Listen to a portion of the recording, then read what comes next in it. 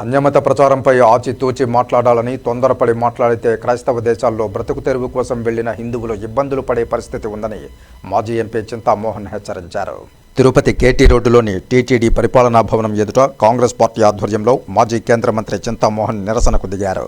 ఈ సందర్భంగా చింతామోహన్ మాట్లాడుతూ టీటీడీలో ఖాళీలను భర్తీ చేయాలని, అలిపిరి సమీపంలో ఉన్న టీటీడీ భూములను జర్నలిస్టులకు, టీటీడీ ఉద్యోగులకు ఒక్కొక్కరికి 5 సెంట్లు చొప్పున ఇవ్వాలని డిమాండ్ చేశారు.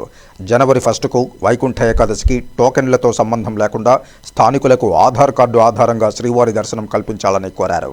ఎమ్మెల్యేలకు, ఎంపీలకు వారంలో 4 రోజులు సిఫార్సు లేఖలు ఆమోదిస్తున్న టీటీడీ, అలాగే టీటీడీలో పనిచేస్తున్న అర్చకులకు, శాశ్వత ఉద్యోగులకు ఏడాదికి 4 సిఫార్సు లేఖలు ఆమోదించాలని సూచించారు.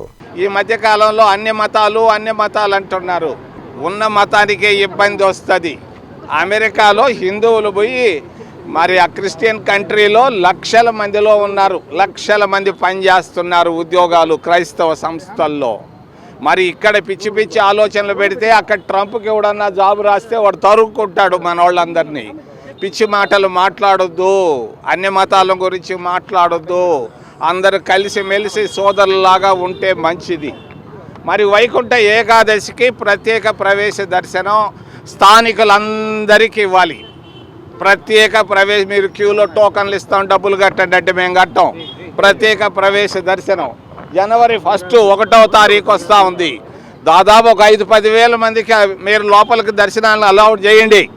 ఏం పోయింది మీది? ఎందుకు ఆపుతున్నారు? ఎస్సీ, ఎస్టీ, ఓబీసీలకు మరి రూల్ ఆఫ్ రిజర్వేషన్ పాటించాలి. టీటీడీలో రూల్ ఆఫ్ రిజర్వేషన్ సంగతి మర్చిపోయి 2047లో ఎట్టుండాలని చెప్తున్నారు.